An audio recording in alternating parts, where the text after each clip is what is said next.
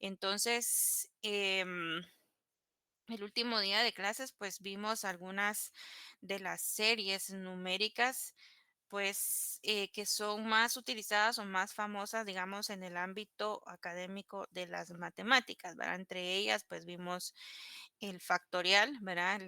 La serie del factorial.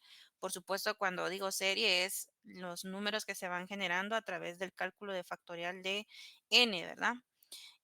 La serie también de Fibonacci, ¿verdad? También ya vimos ahí en qué consiste esta serie de números y por supuesto cómo se pueden ir generando de forma recursiva. También hablamos sobre los números armónicos, vimos su definición recursiva. Entonces, en algo estamos claros de que cada vez que decimos que un conjunto, una estructura, una sucesión de números está definido de forma recursiva, quiere decir entonces que tiene que cumplir con dos cosas, ¿verdad? Entonces, tiene que existir una base, elementos conocidos y a partir de esos elementos, con la regla recursiva, generar nuevos elementos. Entonces, cada vez que ustedes tengan que generar algo de forma recursiva, se tienen que cumplir estas dos cosas, ¿verdad? Debe existir una base y una regla recursiva. Si yo les pido a ustedes que generen alguna serie de números de forma recursiva, pues ustedes saben perfectamente que esas dos cosas se deben cumplir, ¿sí? Entonces, el último día de clases también vimos ahí, pues, cómo aplicar esto de la recursión también, pues, en el desarrollo de algoritmos y en programación, ¿verdad? Porque, pues, hemos visto su base matemática y todo, pero lo importante y lo interesante es también ver cómo podemos, pues, aplicar estos mismos conceptos ya en la práctica, ¿verdad? Por eso hicimos ahí un programa, ¿sí?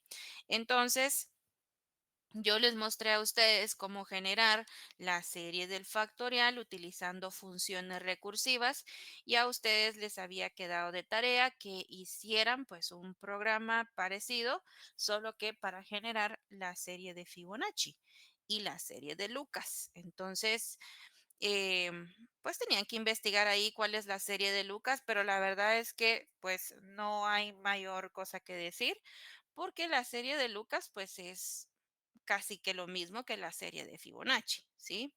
Entonces, lo único que cambia con la serie de Lucas es la base, pero de ahí la regla recursiva es exactamente la misma, es decir, que cada número de la serie se va generando a partir de la suma de los dos anteriores. Entonces, de manera similar a los números de Fibonacci, cada número de Lucas se define como la suma de sus dos inmediatos anteriores, formando así una secuencia de enteros de Fibonacci. Los dos primeros números Lucas son para L sub 0, 2 y para L sub 1, 1 en contraposición a los dos primeros de Fibonacci, que según lo que vimos en Fibonacci, la base pues para f sub 0 es 0 y para f sub 1 es 1. Entonces, la base es lo que cambia. Aunque estrechamente relacionado en la definición, los números de Lucas y de Fibonacci presentan propiedades distintas, ¿verdad? Entonces, sí se generan de igual, ¿verdad? Sumando los dos anteriores, pero pues ya sus propiedades van cambiando, ¿sí? La definición recursiva entonces para la serie de Lucas, para L sub 0, que es el primer término de la sucesión, es 2, y L sub 1, que es 1, ¿verdad? El segundo término de la sucesión.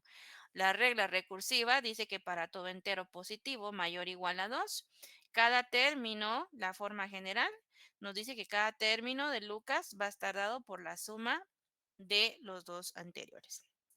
Entonces, pues eso era lo que tenían ustedes eh, en, que investigar, ¿verdad? Y lo que tienen que hacer pues en su programa. Entonces, pues yo quería preguntarles, a ver qué dicen aquí. ¿Todos pueden ver mi pantalla, jóvenes? Yo sí puedo, licenciada. Yo Yo también. también puedo. Yo no. ¿Qué será? Porque si unos sí y otros no. Déjenme ver, me voy a conectar en la tablet en un momentito.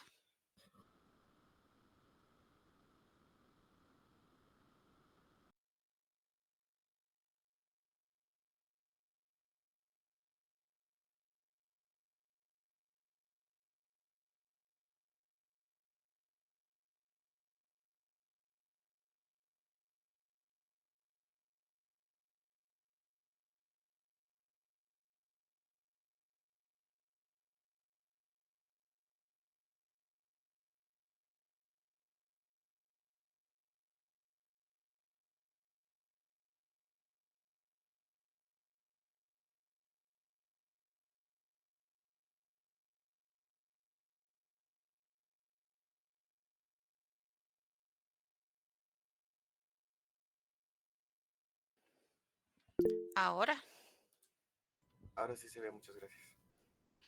sí que raro. Lo raro es que unos sí y otros no. Saber si tiene dificultad, algún problema eh, Meet, ¿verdad? Porque sí está raro que unos sí y otros no. Lo que sí es Lo que que hace un pasa es que el momentito día de ayer también, se cayó todo Google, entonces no tenía problemas.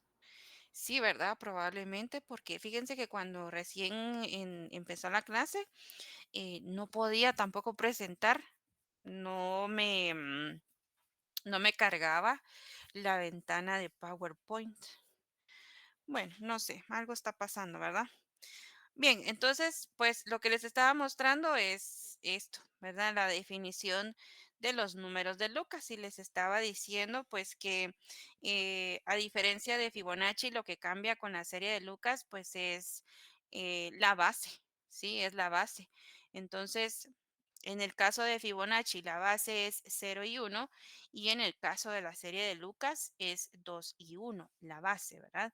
La regla recursiva es la misma. Cada término de la serie de Lucas está dado por la suma de los dos anteriores. Entonces, bueno, eso tenían que investigarlo ustedes, pero además de investigarlo, pues tenían que implementar en sus programas, ¿verdad? Estas dos series numéricas, la de Fibonacci y la de Lucas. Entonces, pues yo creo que no, o espero pues que no hayan tenido mayor dificultad porque realmente la estructura del programa pues es como yo la hice, ¿verdad? Lo único que va a cambiar para ustedes es el tema de la base y la regla recursiva. Entonces, pues les pregunto, ¿verdad? Si lograron hacer el programa, quiénes lograron hacerlo ahí, que levanten la mano.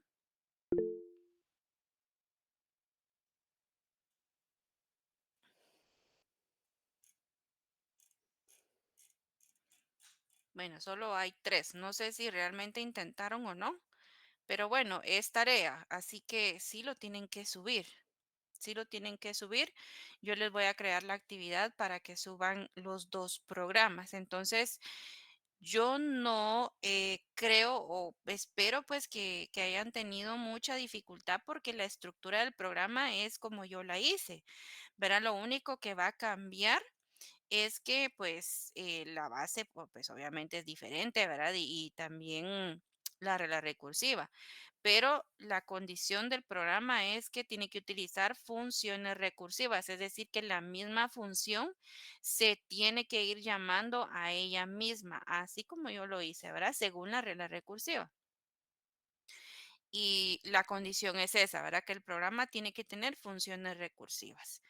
Se puede generar la misma serie con ciclos, se puede hacer, pero yo necesito que ustedes implementen funciones recursivas porque pues la idea es aplicar, ¿verdad? Esto que estamos trabajando de la recursión, ¿verdad? Y ver cómo funcionan pues estos, la recurrencia, ¿verdad? En los algoritmos, ¿sí?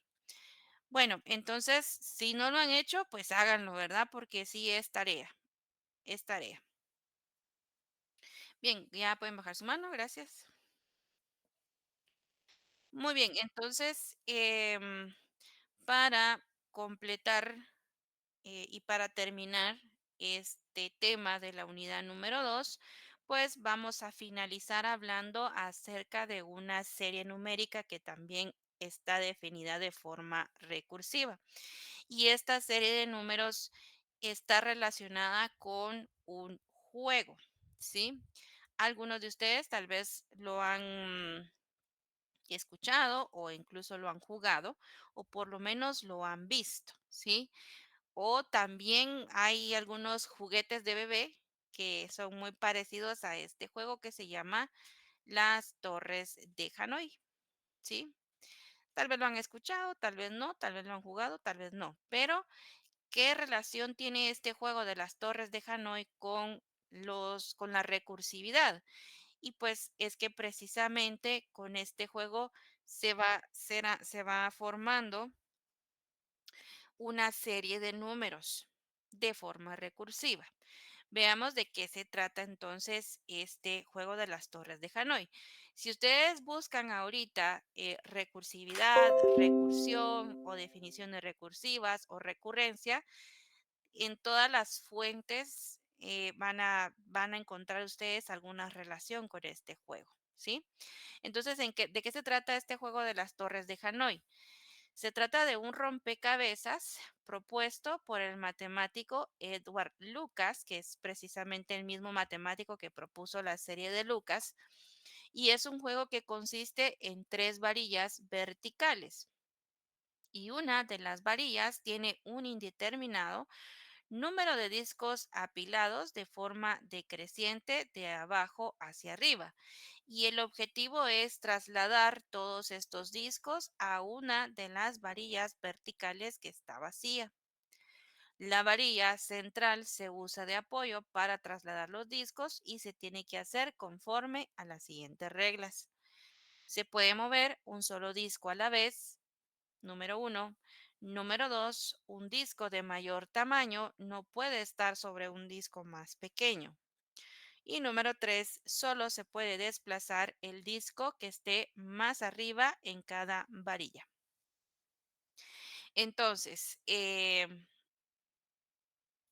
aquí está una representación gráfica del juego de las torres de Hanoi. Y precisamente vemos aquí las tres varillas, ¿sí?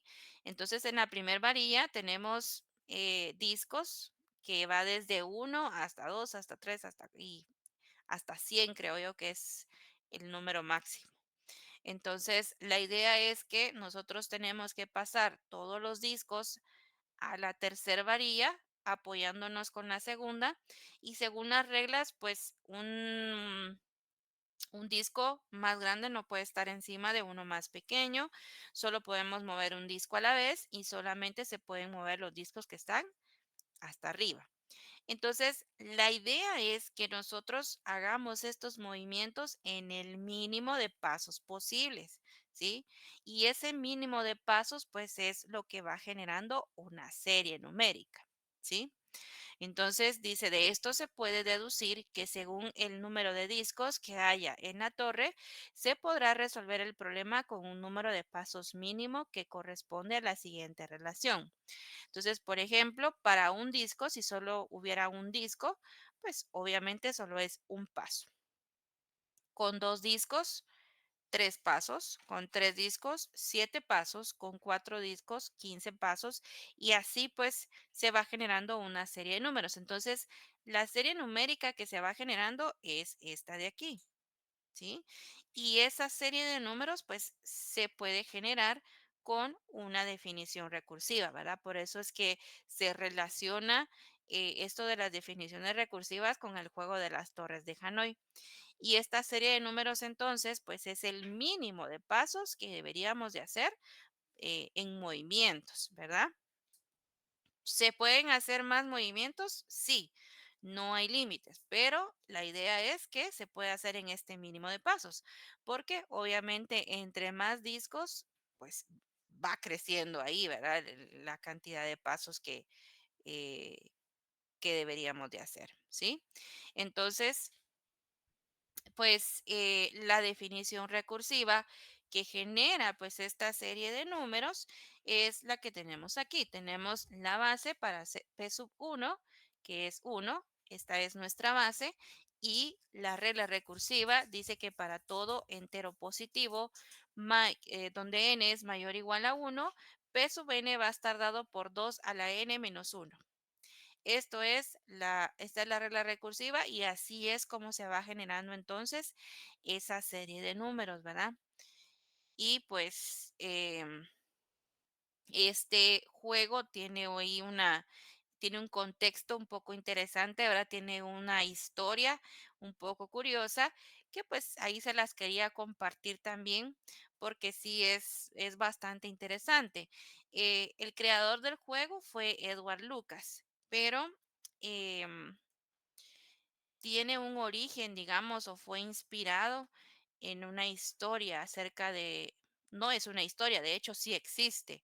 Las torres existen en un lugar de la India. Ahorita les voy a compartir porque tenía por aquí la historia.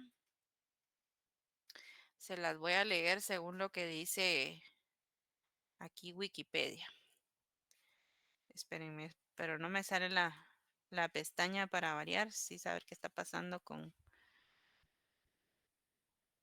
Meet. Espérenme.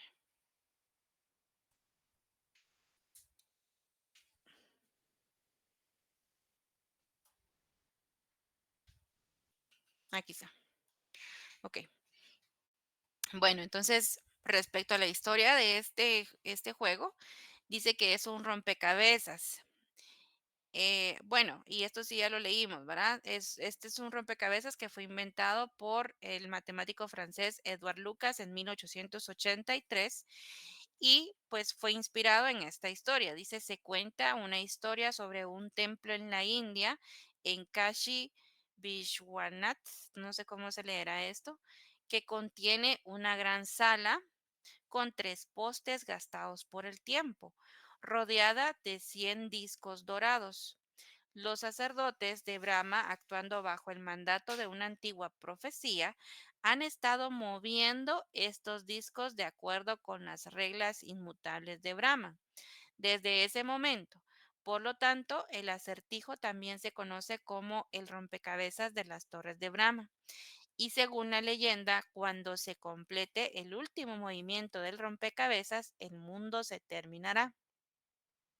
No está claro si Lucas inventó esta leyenda o se inspiró en ella. O sea, dice que las torres sí existen y sí hay personas ahí que están haciendo los movimientos. Entonces, en cuanto hagan el último movimiento, según la profecía que ellos tienen, pues ahí se acaba el mundo, ¿verdad?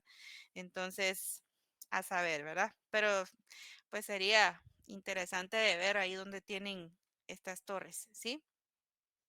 Dice, si la leyenda fuera cierta y si los sacerdotes pudieran mover los discos a una velocidad de 1 por segundo, utilizando el menor número de movimientos, completar la tarea les llevaría 2 a la 100 menos 1 segundos o aproximadamente 4.019 cuatrillones de años, que es aproximadamente 290.942 cuatrillones de veces la edad actual del universo. O sea que, pues, si la leyenda fuera cierta, por lo menos no va a ser al corto plazo, o esperemos que no. Entonces, bueno, ahí está, ¿verdad? Es una historia ahí en el contexto ahí de este juego de las Torres de Hanoi. Pero imagínense ahí, ¿verdad? Son 100 discos, o sea, ¿cuánto tardarían en en pasar los 100 discos? Y eso tomando en cuenta el mínimo de movimientos, ¿verdad? Porque con un movimiento mal hecho, ahí se puede ir subiendo y se puede ir subiendo y se puede ir subiendo, ¿sí? Entonces, esto es el mínimo, ¿verdad? Todavía podría extenderse mucho más si los movimientos no se hacen de forma correcta, ¿sí?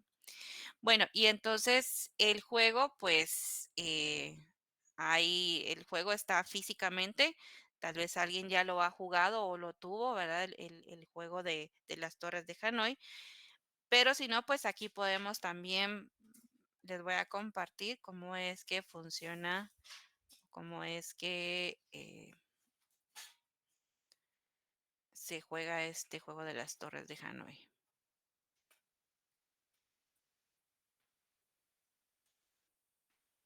Ok, entonces aquí está este juego. Ok, entonces miren, pues aquí está los tres pilares, ¿verdad? Tal y como lo decía ahí. Y la idea pues es que yo quiero pasar todos los discos a este tercer pilar y para eso me voy a apoyar con el pilar que está en medio. Los juegos solo permiten un mínimo de tres. discos y aquí va a ir saliendo el número de movimientos. Entonces vamos a hacerlo con 3 discos, que es lo menos que podemos escoger, y vamos a ir pasando los discos al tercer pilar. La idea, y según lo que vimos en la serie de números, es que debería de hacerlo yo en 7 pasos, ¿sí? Porque con un disco es un paso, con 2 son 3 pasos y con 3 son 7 pasos. Entonces yo debería de hacer 7 pasos como mínimo. A ver si lo logro.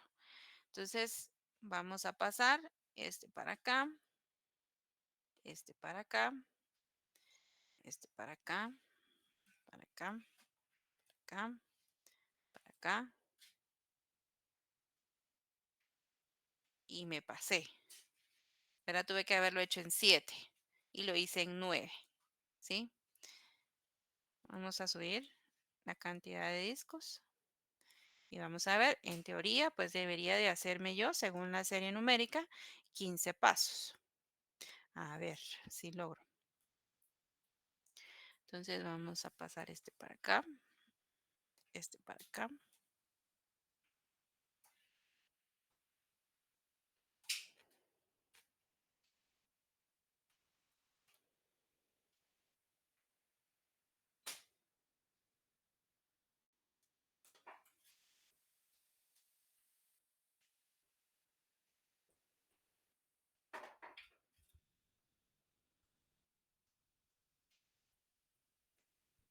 Creo que ya no voy a lograr los 15. A ver.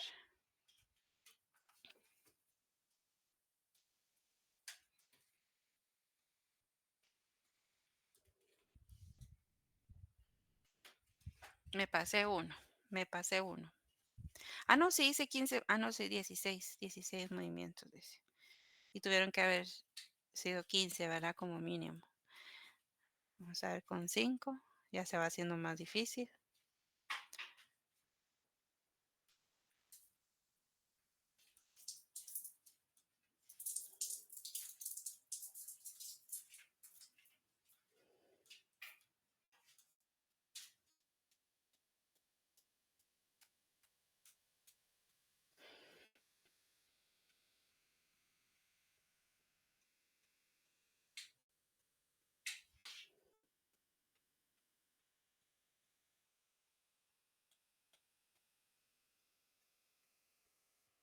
Bueno, ya me hice bolas. Vamos a ver.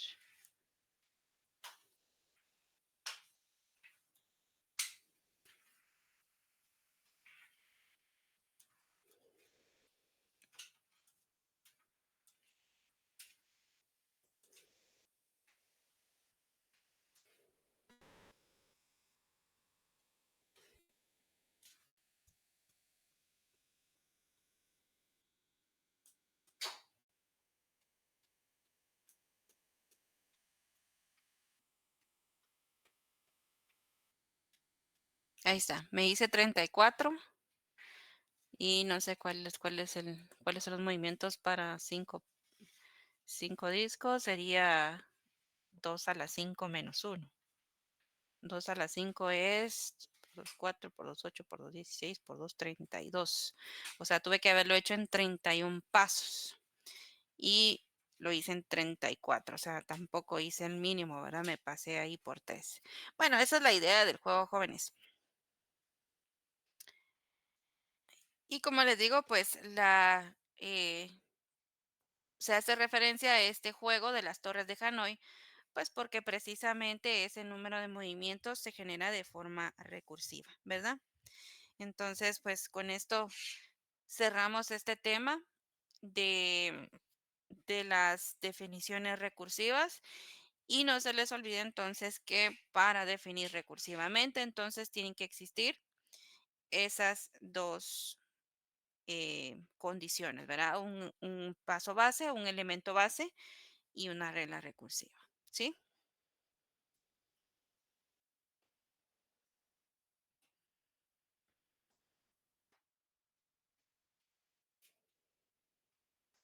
Con 4 fichas, creo que 15.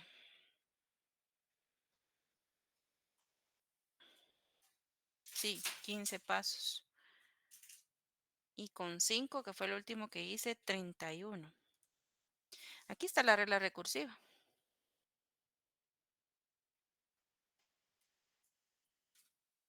Aquí está la recursiva. Ok, bueno, entonces jóvenes, con esto cerramos este segundo tema de este segundo bloque del curso.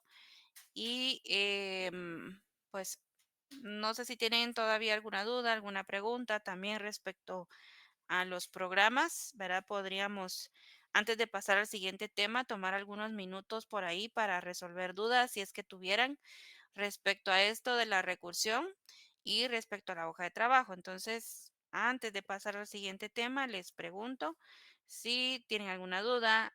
No sé si ya hicieron también, ya completaron la hoja de trabajo número 2, ¿verdad? Entonces, les doy aquí un espacio si es que hay dudas y las podríamos resolver. Así que los escucho y si no, pues pasamos al siguiente tema.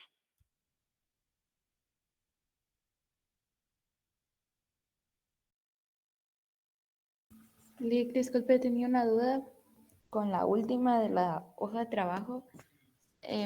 Esa sí sale, o sea, sí sale como anterior, como los otros ejercicios. Es que fíjese que yo lo estaba haciendo, bueno, sí, pero no me cuadra con la hipótesis que me queda.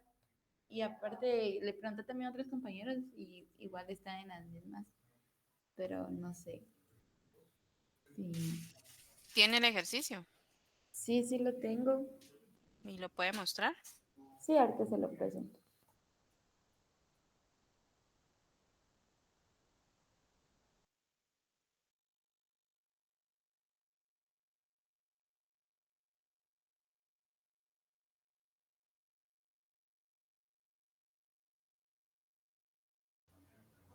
No sé si ahí se mira ahorita.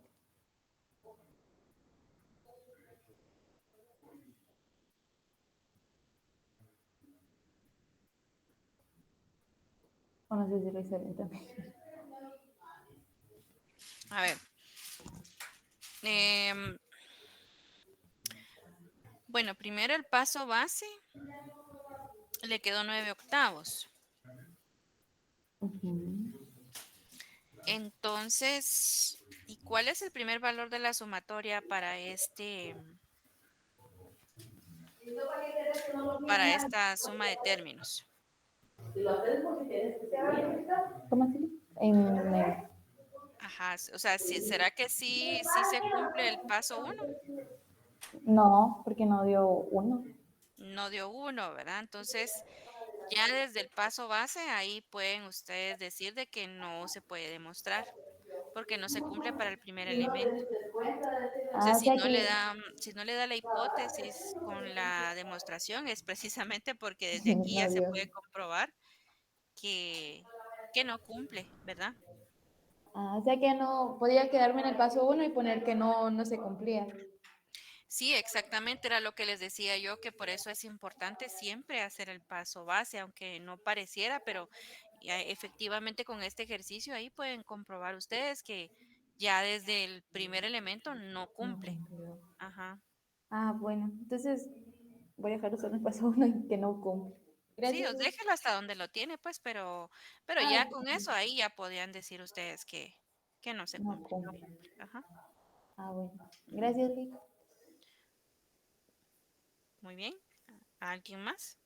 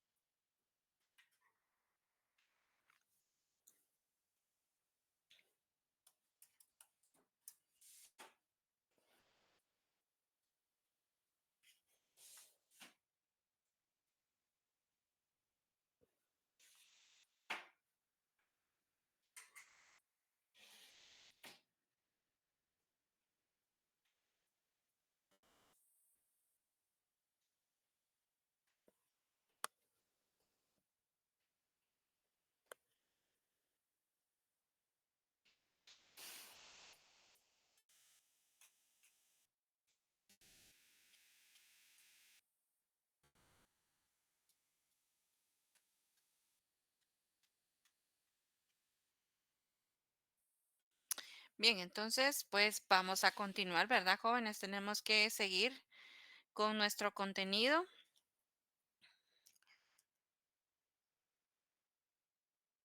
El espacio para subir la hoja de trabajo sí está habilitado. El espacio para subir el programa todavía no. Entonces, se los voy a habilitar en un momentito para que estén al pendiente, por favor, porque también hay que entregarlo, ¿sí? Bueno, entonces, pues vamos a seguir. Solo déjenme borrar por aquí, por favor.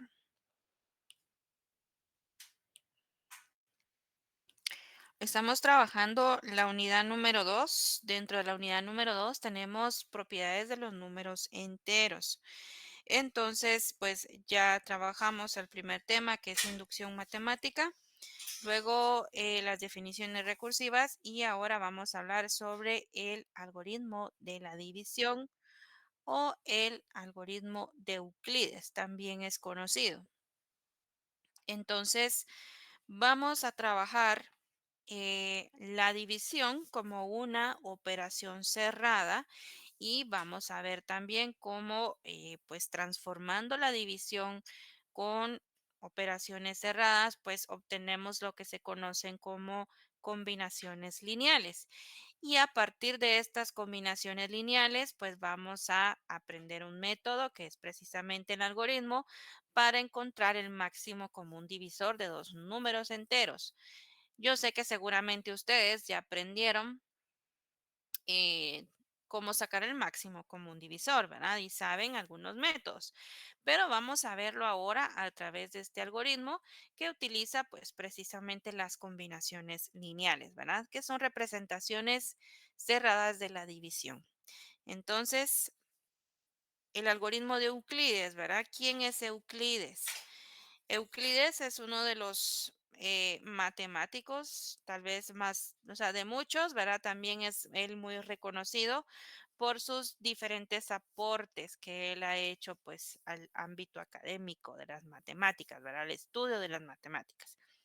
Entonces, Euclides su nombre, pues aquí está en griego, es un matemático griego.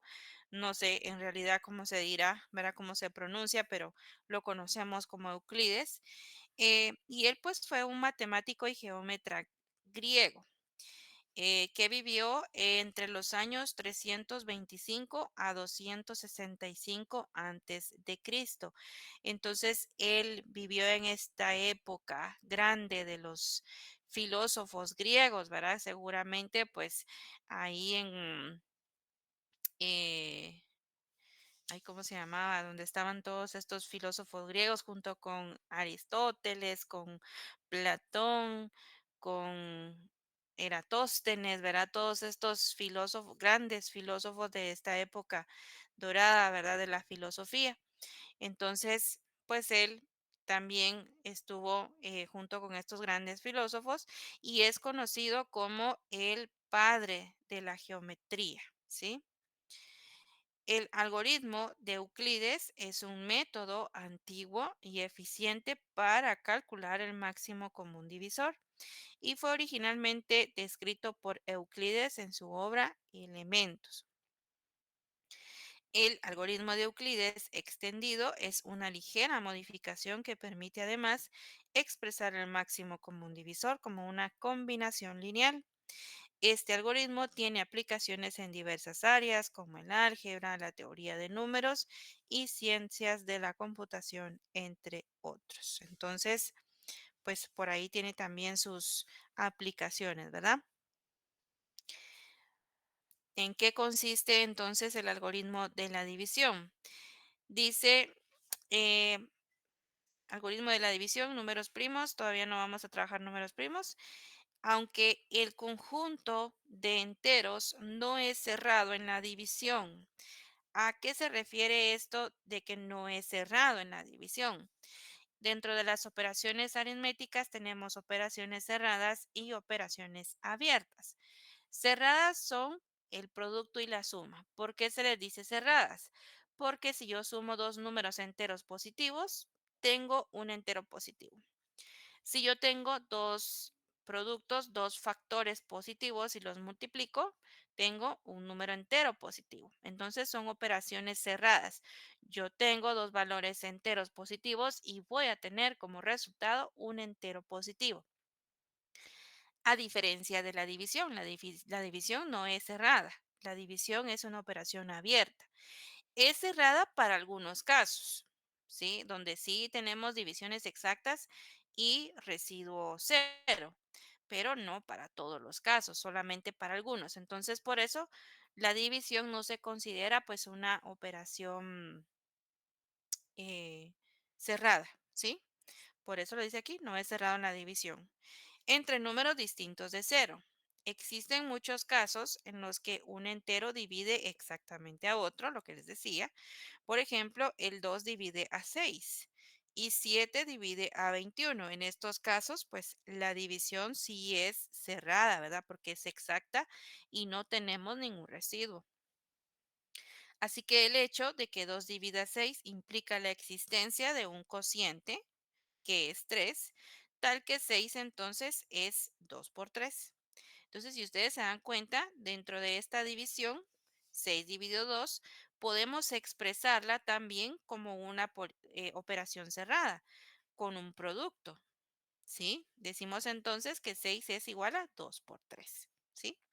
Y de eso se trata entonces las combinaciones lineales de la división, porque nosotros podemos expresar una división que tiene resto, que no es exacta, como una operación cerrada utilizando producto y suma, ¿sí? Su definición entonces dice que si A y B son enteros y B es distinto de cero, decimos que B divide a A y se denota como B dividido A con la barra vertical. Si existe un entero n tal que A es igual a B por n. Cuando eso ocurre, que B es un divisor de A o que A es un múltiplo de B. Las propiedades las vamos a ver en un momentito. Dice algoritmo de la división, el teorema. ¿Qué nos dice el teorema del algoritmo de la división? Dice que si A, B son enteros con B mayor a cero, entonces existen otros dos enteros QR únicos, tales que A es igual a Q por B más R, con R mayor o igual a cero y menor o igual a B. Entonces, esto de las combinaciones lineales y del algoritmo de la división, pues es prácticamente la comprobación de la división, ¿sí? Pero bueno, hacer esto nos permite expresar una división que no es exacta con operaciones cerradas, ¿sí? Cuando A y B son enteros con B mayor a cero, entonces existe un cociente Q único y un resto único, tales que A es igual a Q por B más R, con R mayor o igual a cero y menor a B. Entonces, para poder expresar una división con, de forma o con una combinación lineal de esta forma, pues vamos a denotar al entero A como dividendo. El entero B va a ser el divisor y el entero Q va a ser el cociente. El entero R va a ser el residuo de nuestra división. Entonces, vamos a ir a recordar nuestros años de la primaria y vamos a realizar entonces una división y esa división la vamos a expresar como una combinación lineal según el teorema que acabamos de leer, ¿sí? Entonces, nos están dando dos enteros, A y B. A tiene un valor de 170 y B tiene un valor de 11.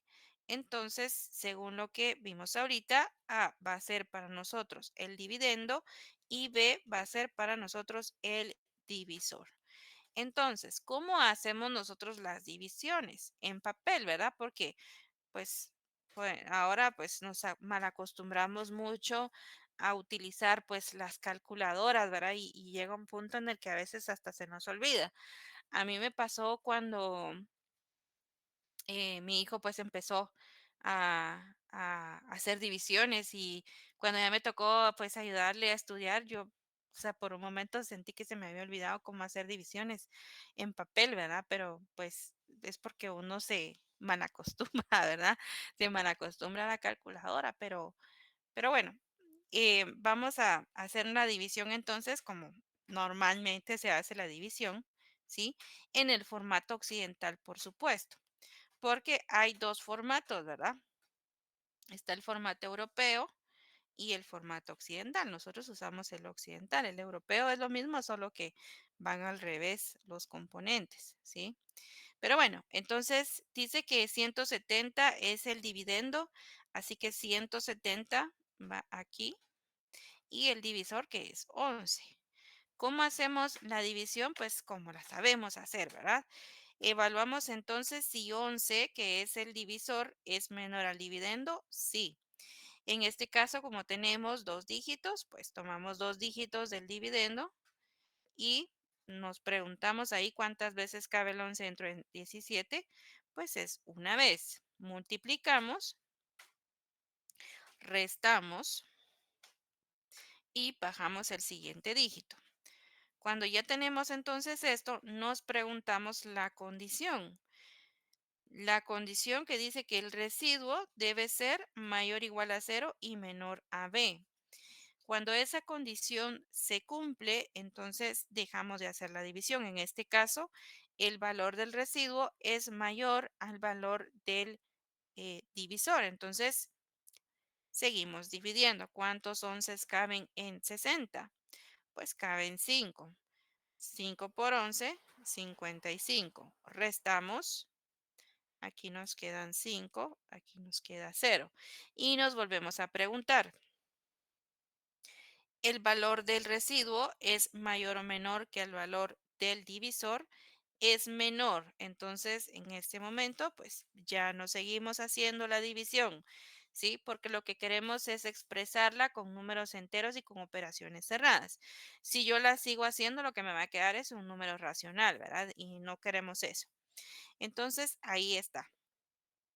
De esto tenemos entonces que 170 es el eh, dividendo,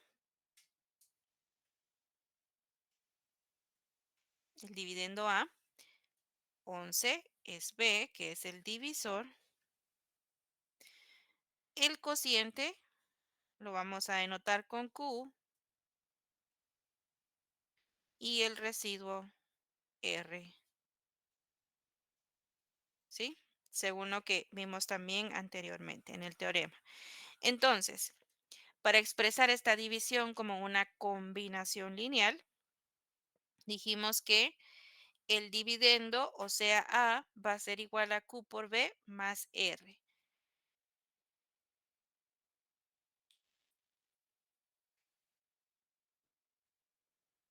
¿Sí? ¿Quién es A? Dijimos que es el dividendo. Entonces tenemos que 170 es igual a el cociente 15 por el divisor, que es 11, más el residuo, que es 5. ¿Sí? Y así es como expresamos entonces esta división como una combinación lineal y utilizando únicamente operaciones cerradas, porque recuérdense que aquí estamos trabajando con números enteros, ¿verdad? Entonces, no queremos que la división nos dé como resultado un número racional, sino más bien poder expresarla a través de números enteros y operaciones cerradas. Entonces, para esta combinación lineal se cumple que el residuo es mayor o igual a cero y es menor a 11, que es el divisor. ¿Sí? Estamos, jóvenes. Abrí la puerta, que se salga. Licenciada. Ok, perdonen. Disculpen, se salió. Que se salga.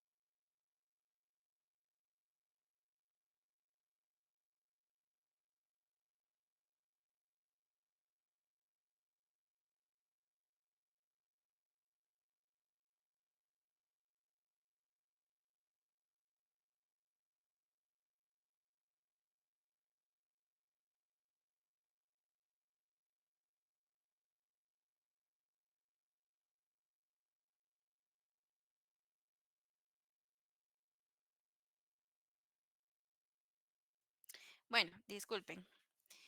Em, entonces esto es, jóvenes, el algoritmo de la división y con esto representamos la división como una combinación lineal, ¿sí? Veamos entonces uno más. Nos están dando dos enteros, A y B. A tiene un valor de 98 y B tiene un valor de 7. Entonces, A sabemos que es el dividendo y 7 el divisor.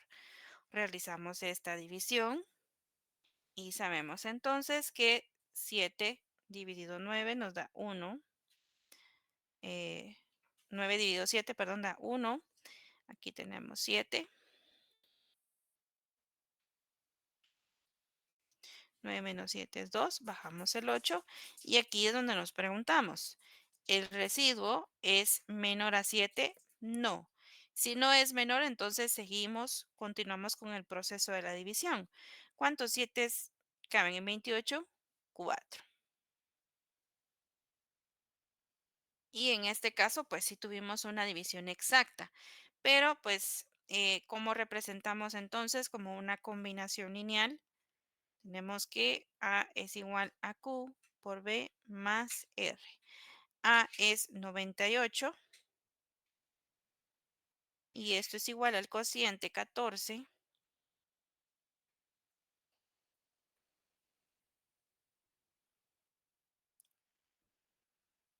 por 7 más el residuo, que en este caso es 0, porque es una división exacta.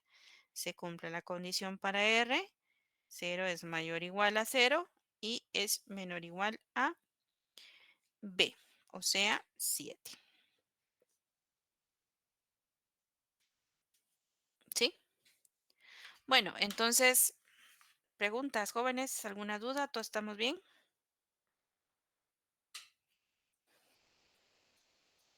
Todo bien, licenciada. Bueno, pues jóvenes, entonces nos vamos a ir quedando por aquí. Vamos a continuar este tema la próxima semana. Vamos con buen tiempo, así que vamos a ir despacio. Em, Recuerden que ya se aproximan las exposiciones. Em, Miren, no sé, o sea, no sé, yo no creo que vayamos a regresar presencial la otra semana, ¿verdad? Yo sí lo veo, no lo veo posible, pero de todas maneras ustedes estén preparados por cualquier cosa, ¿verdad? Porque si de repente nos dicen que sí volvemos, pues les toca exponer presencial. Así que ustedes estén preparados. Habíamos quedado que empezamos el viernes 8, entonces sí ya es la otra semana, ¿verdad? Entonces, grupo 1 y 2 tienen que estar preparados para el viernes 8, ¿sí? Grupo 1 y 2. El grupo 1 es el que tiene la introducción a los sistemas de numeración. Grupo número 2 tienen el sistema binario. Entonces, estos dos grupos tienen que estar preparados para el viernes 8. Viernes 8, de todas maneras, tenemos en línea, pero para los próximos grupos, pues si es que estamos en línea, presentan en línea y si es que nos vamos presencial, pues ustedes estén listos para cualquier cosa, ¿sí? Entonces, viernes 8 pasa grupo 1 y 2. Grupo 3 y 4 tienen que estar preparados para el martes 12 y grupo 5 y 6 para el jueves 14. Si en dado caso, pues no se toman mucho tiempo los grupos, pues tenemos todavía, creo yo, una semana ahí, ¿verdad? Para que de tiempo para que puedan pasar todos, ¿verdad? Si no da tiempo un grupo, entonces se corre para el siguiente día y se va corriendo y se va corriendo. Pero todos los grupos tienen que estar preparados el día que les toca, ¿sí? Bien, licenciada. Bueno, entonces, jóvenes, nos quedamos por aquí. Voy a pasar a asistencia. Un momentito.